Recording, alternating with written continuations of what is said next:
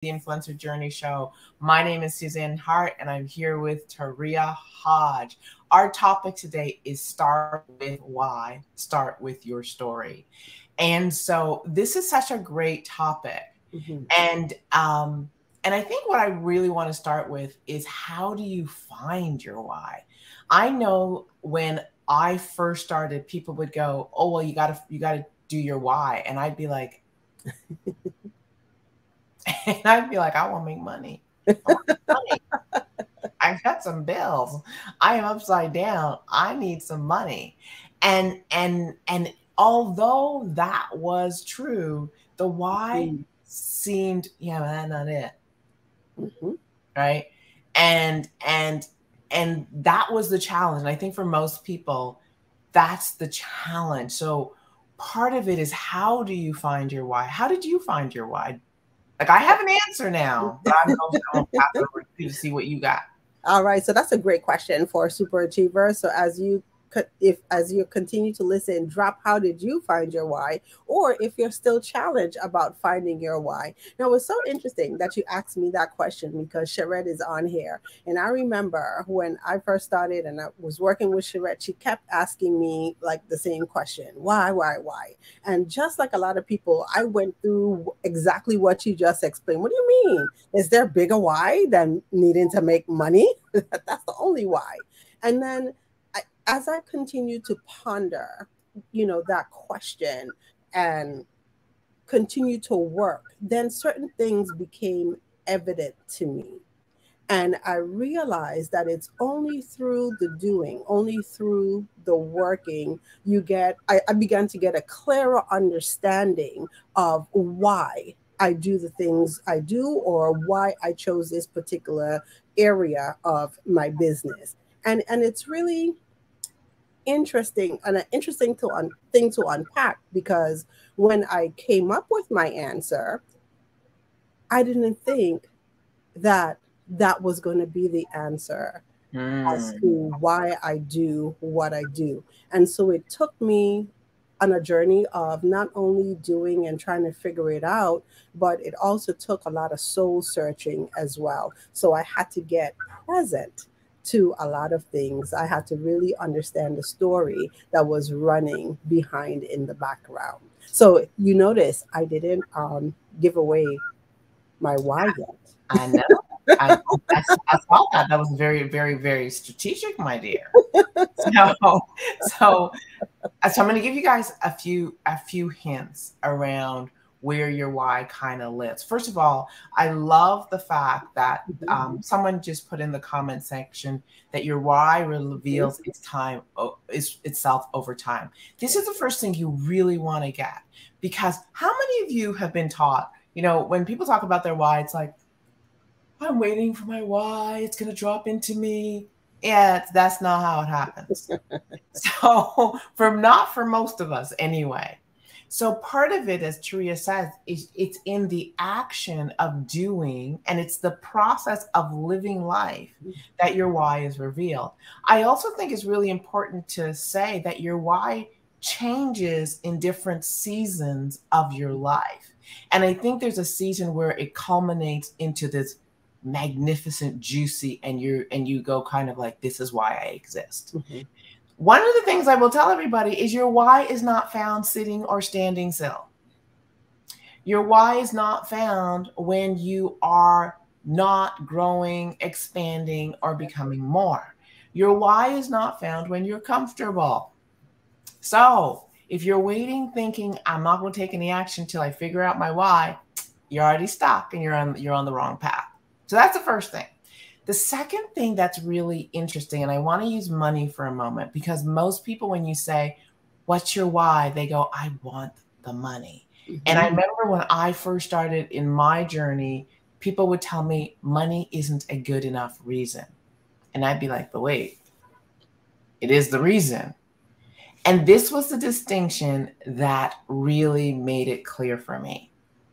It's not the money that most people want, it's the experience, opportunity, and here's the word, access, that money buys. Isn't that why every immigrant family came to this so-called New World. And if you're Canadian, up north, and if you're from the islands, you're still wondering, how did we get here? There's a why that propelled our parents to come here. They didn't come for the money. They came for the deeper experience. So the first thing you want to think about is when you're thinking about, yeah, it's the money. It's not the money. Money is paper. And we can't wrap ourselves in paper. We can't roll around in paper. Jumping in your bed full of green money paper isn't what it's about. It's about, what's the experience I can give my family and myself that the access to this greenback, as many people call it, this paper can give me. That's where the wheelhouse of your why. This is the second place to look. Do you know what it is? No, I had a totally different thought, but go ahead. Look at your pain. Your why is often the answer to a pain, a dissatisfaction, I don't like the word, but a wanting. Your why does not, remember, your why does not come up when you are comfortable. It is caused by distress, dissatisfaction, desiring more. So if you look at a place in your life where there's discomfort and agony and sometimes pain, where you're shrinking and you're living small, but you have a desire, somewhere in there, you'll get a beginning pathway to your why. Yeah, you know, the thing that I was going to share, and it's similar to what you just shared just now, is that if you anchor your why to the money, or you anchor your why to the material things, when those things go away, then you kind of falter on your step. So I love that you say that the why extends beyond all of the physical things that the money could buy. You know, and that's what it is. Your why is the thing that pulls you, and it has to be strong enough to get you over those hills, the valleys, all of the struggles, all of the challenges. And what I've learned, and I've seen this through myself and I've seen it through other people, those people who are anchoring back, you know, to a very strong why, they're the ones that when you look at them, they seem like they could overcome anything. That's because their why is so big that it pulls them through those dark times or those challenging times, because they have that thing to anchor to. They have that to anchor to. That is so well said. In mindset, there's three phases in mindset, three phases of evolution or growth, and the final phase is this phase where you become committed and not attached. And what this means is you're committed to getting things, like you're committed to growing and success and the things. And so this is where you may have the beautiful house, the beautiful car, all these things, and you're committed to the success of that. The distinction is you're not attached to things.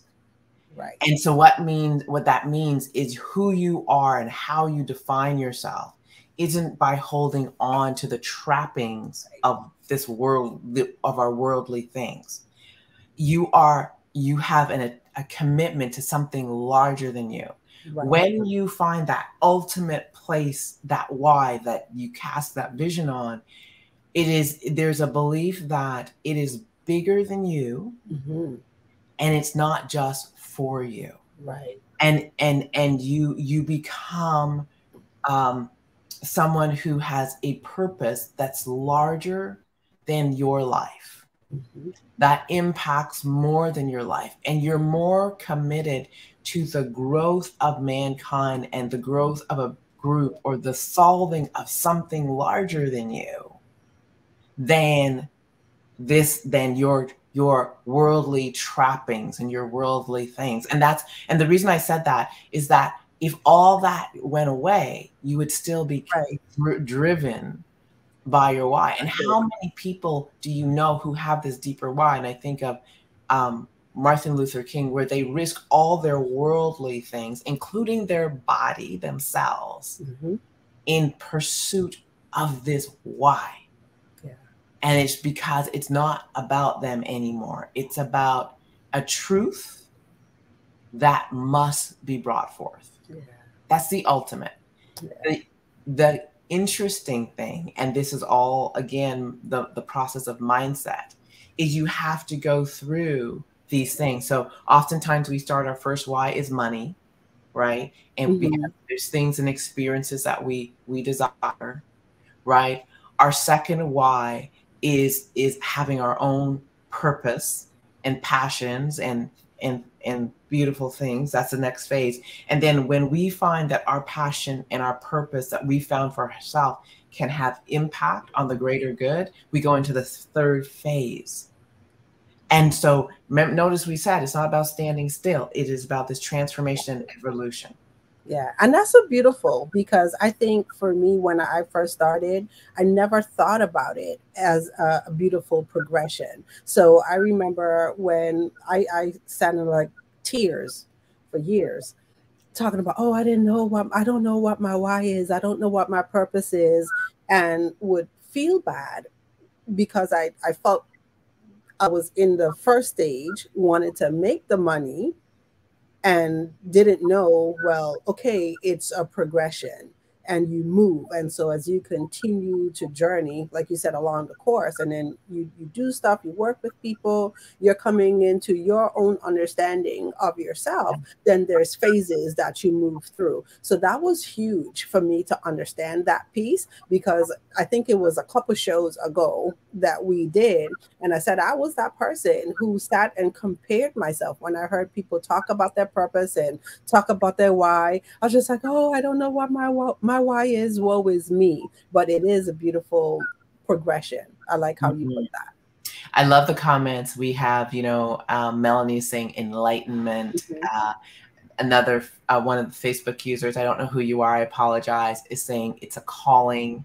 And absolutely, it is all those many things.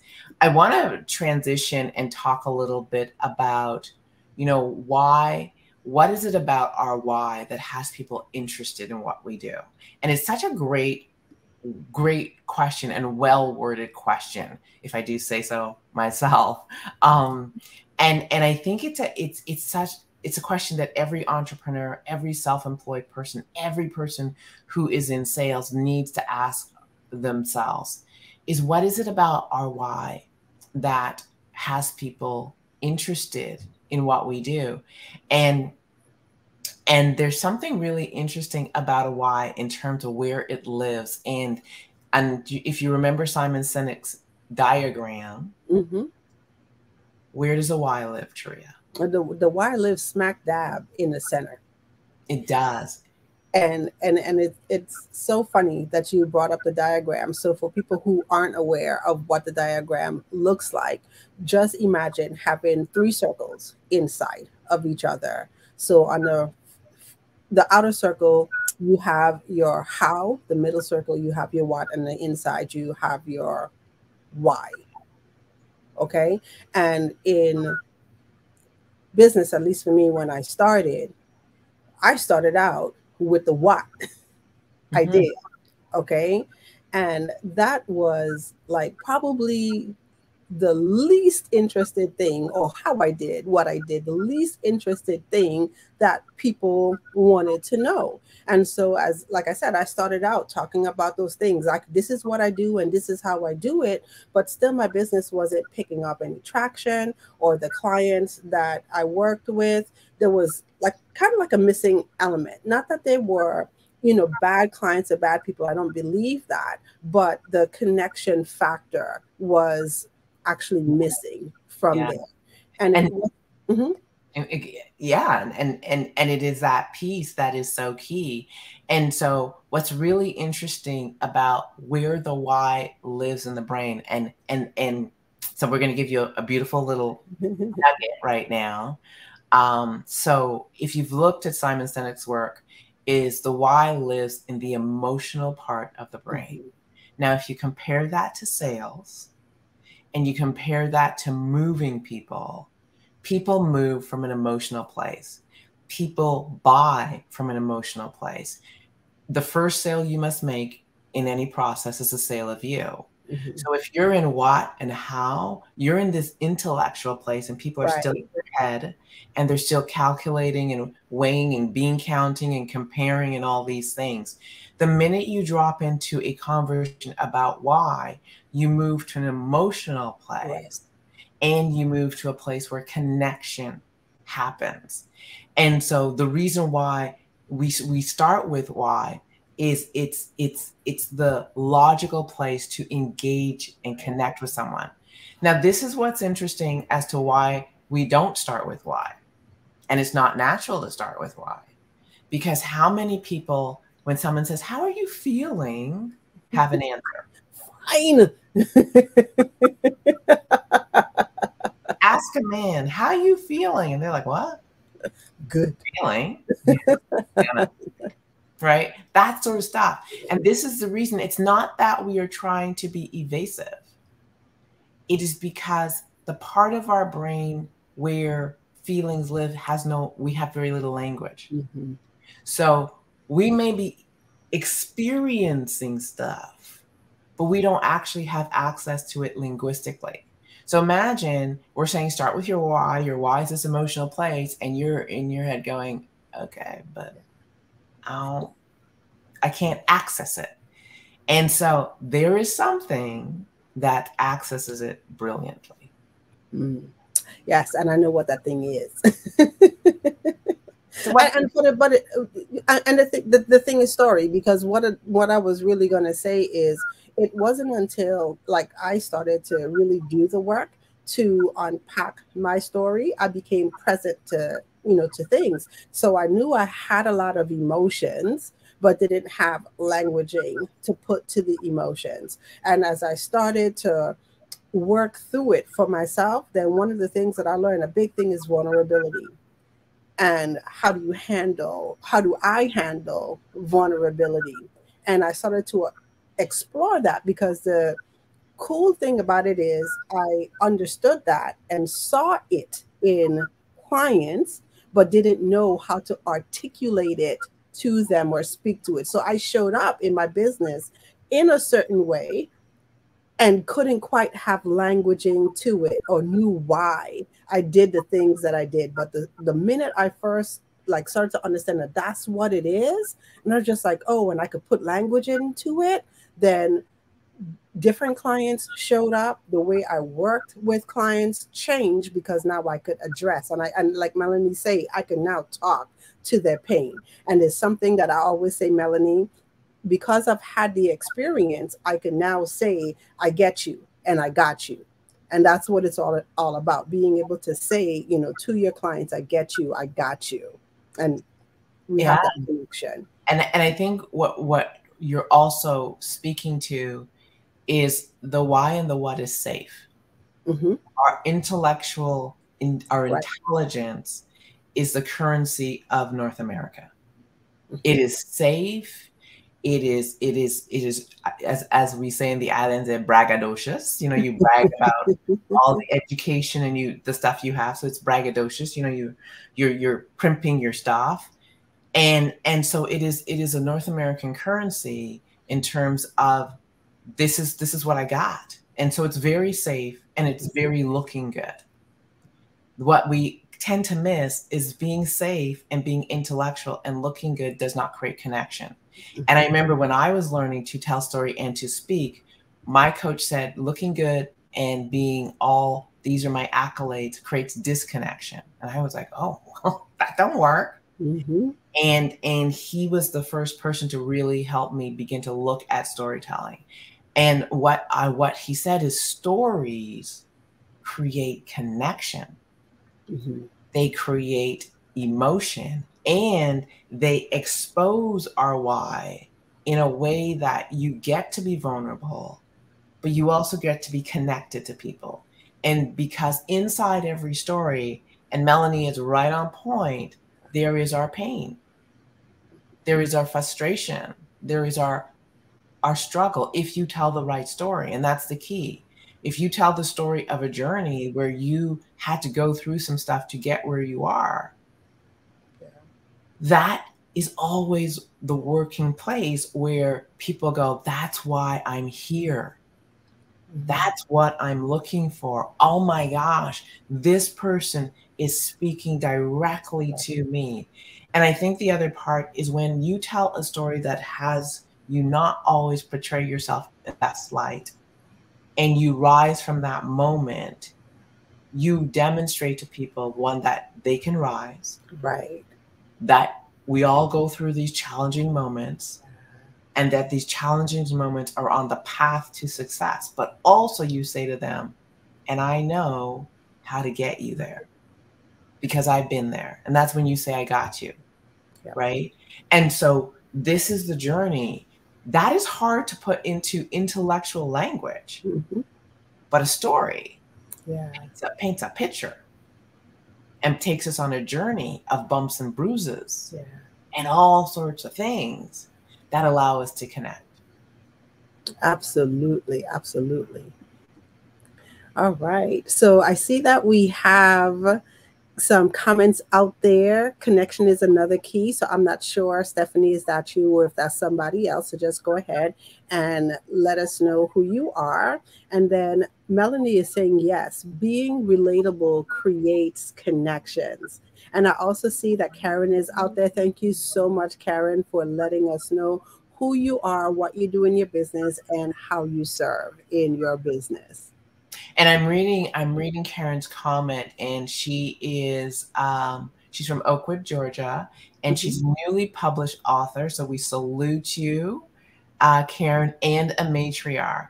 And she is looking to develop a story and deliver it to other matriarchs. Now, I just want to stop right there. And Karen, I'm going to say to you that if you're an author and you have a new book, it is imperative that you are able to tell the story of why this book, one, exists and why it is so important. Because that story will have people crack open the book and go on the deeper journey. And so I trust that you're registered. And if not, please do register for the Unleash the Power of Your Story Masterclass, because this is so where you are at. And you're so positioned well because, a book also always positions you as an expert, and the story solidifies that not only am I an expert, but I am your guide. Go on this journey with me, and I will take you to a place, which is exactly what I'm seeing in your comment. I'm going to take you to a place that you have envisioned for yourself. So beautiful. Yes, ma'am. I love it. All right. So, Suzanne, I do have a question for you. So, what's your why? It's interesting because my why, as I said, has been this evolution. And I remember when I first started out, like when I got my job and I started working, the only thing I knew was I wanted to work with people and I wanted to help people. That was my why. And I chose all my jobs to just work with people and help people. As I got the further in my career, I worked in crisis for a long time. And I knew that I wanted to empower people. And I want to define empowerment because most people use empowerment and they think it's something they do. No, I wanted to help people unlock the power that lives in them so that they could rise. Then I went on this journey of getting tired and exhausted and financially upside down. And I knew that empowering myself and empowering other people couldn't come without some pillars of stability. So one was health, one was independence in creation of wealth, and one was having a financial strategy and having a spiritual grounding. So then I went on this journey of empowering myself in those areas and really solidifying that place. And that's when I started into mindset. And mindset is really how our thoughts are the beginning of creation and how it takes us on a journey of what we manifest in the world. Once I got that, Sharia, I was like, oh, wow. I want to be a master at this because I understood that if people understood the power of their own thinking, Mm-hmm. and that they are truly creative beings, and that we are truly interconnected, if they truly grasp the power of that, they could set themselves free. They would understand that their circumstances, their race, their whatever it is, does not define them. Yeah. And that every circumstance is built on purpose, for a purpose, to make you better, so that you can stand in the reason why you were created. And when I got that, girl, I was like, woo, that's my jam. That's why I exist. That is it. Now, it may evolve. Mm-hmm. I don't think it'll evolve further away from that, but probably there's going to be a depth to that Mm-hmm. that I'm going to journey on. But that's my why. But it took me. I remember at the beginning I said that whys are their evolutions, their growth, and you've got to be in the game, on the court, playing full out, and acquiring some serious bumps and bruises and roadblocks to discover it. Mm-hmm. I absolutely love it, and I love that you shared that. Not that it changes, and sometimes I think that I was expecting to have like that drastic shift in my why, but when I sat back and I really look at it, it's all in alignment. It just, like you said, it expands in, in a particular area. Absolutely. So what's your why? So my why is I really and truly believe that we are all put here to serve. And God has given each and every single one of us a gift to do that. And as I journey through my life and I take a look at serving and how I've showed up, served, and been served, I realize that that's the thing that I want to give back most to people. Now, especially in the space of marketing and social media. So one of the things that I learned, through working through this on my own, is that I know that there's a lot that I have to give. There's a particular way that I know is required to show up in the marketplace. But I too, like everybody else, go through the head stuff. And one of the things that I say all the time is that technology isn't really the blocker or the thing that stops most people. I look at technology as muscle memory. So once you hit the keystrokes a few times, you're going to remember the keystroke. But the thing that stops people is that they're in their head. Social media is such a vulnerable and is such a open place that people get stuck and they don't know how to show up on social media. And so with that being said, I know that we're all divinely appointed people. And it is our job when we show up in a certain light and in a certain way that we're able to attract our people to us. And so there's a shift that I've occurred in my business and in my life. It's no longer about going out there and finding clients and you have to be on the hunt. God didn't intend for us to live that way. But if we show up in the manner that we're supposed to, then we're able to attract our people to us. And so why I do the work I do is because I recognize that in most of the people that I work with. I could say all the people that I work with. So I just help them through that journey with my experiences. I love it. I love it.